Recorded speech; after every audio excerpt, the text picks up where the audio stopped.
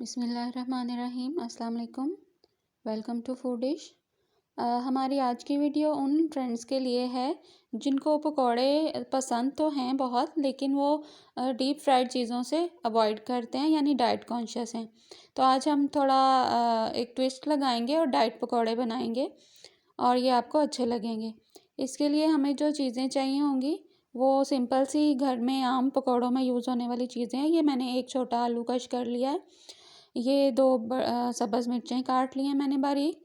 ये आधा कप जो है वो सब्ज़ धनिया, आधे कप से थोड़ा कम, एक छोटा प्याज चॉप कर लिया मैंने। और ये है दो से तीन टेबल स्पून बारीक कटा हुआ पुदीना। ये है 1 teaspoon salt, 1 teaspoon red chilli powder, half teaspoon हल्दी पाउडर और थोड़ी सी अजवाइन ली है मैंने, हाफ़ टी स्पून, 1 टीस्पून ज़ीरा है और ये 1 टीस्पून रेड चिली फ्लेक्स हैं, सूखा धनिया है साबुत थोड़ा सा, और सूखी मेथी, और ये है ज़ीरा और धनिया पाउडर। 1 कप मैंने बेसन ले लिया है। इसमें हम सबसे पहले जो है वो ड्राइड मसाले डाल के इसको मिक्स कर लेंगे इस तरीके से, और उसके बाद ये सारा जो है वो बाकी का मिक्सचर इसमें डाल देंगे। ये थोड़ा डिफरेंट वे में हम बनाएंगे। ये पकोड़े बिल्कुल भी डीप फ्राई नहीं करेंगे हम, और ये आप आराम से बिना इस खौफ के बहुत ऑयली होंगे और डीप फ्राई हुए हुए होंगे, आप इजीली खा सकते हैं और आपको बिल्कुल भी हैवी फील नहीं होगा ये खाकर। इफ्तार में स्पेशली जब ज़्यादा फ्राइड चीज़ों से हमें हैवी फील होता है तो इनसे नहीं होगा। मैंने अभी आधा कप पानी डाला है इसमें बेसन में, और हम इसकी थिकनेस जो है वो बाद में चेक करेंगे, इसलिए मैं कोई स्पेसिफिक मेजरमेंट आपको नहीं बता रही। ये देखिए थोड़ा और पानी जो है मैं ऐड कर रही हूँ, तकरीबन पौना कप पानी जो इसके अंदर चला जाएगा।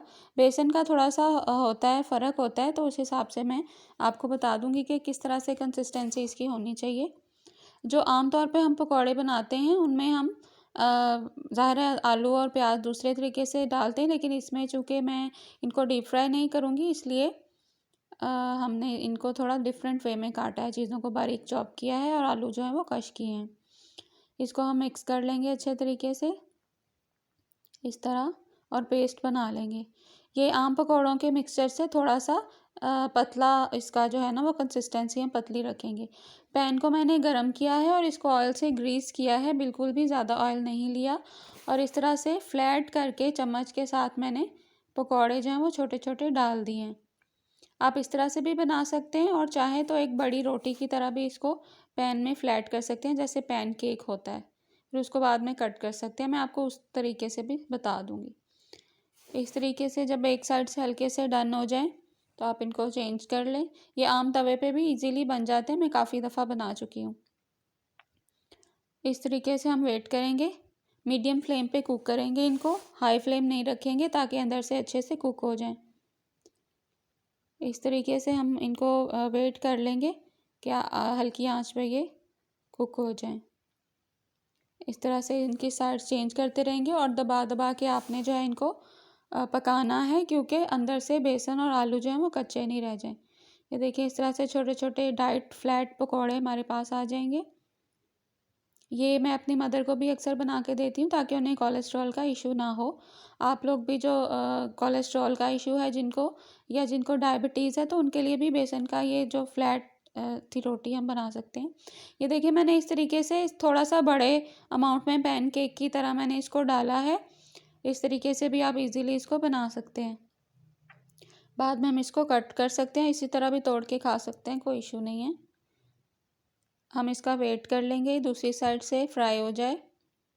ऑयल आपको नज़र आ रहा है कि बिल्कुल बहुत ही मामूली सा यूज़ किया है, जस्ट के बेसन के पकाने के लिए, अदरवाइज़ बेसन कच्चा रह सकता था। मैंने जस्ट ग्रीस करने के लिए ऑयल लिया है। इसको जो बेसन का केक पैन केक हमने बनाया है, इसको अच्छे तरीके से हमने कुक कर लिया है। ये देखें इसका बहुत अच्छा कलर आ गया है, और मैं इसको इसलिए दबा रही हूँ कि अंदर से बेसन जो है वो कच्चा नहीं रह जाए।